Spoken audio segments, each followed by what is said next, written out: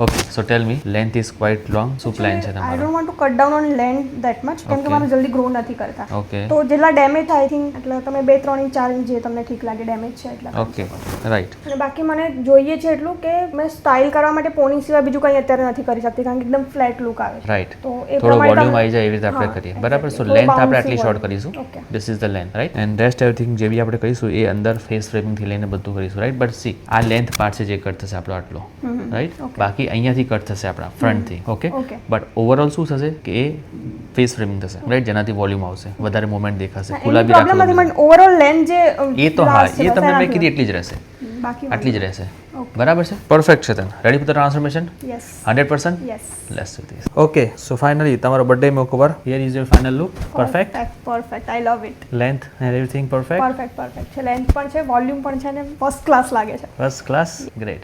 Thank you so much.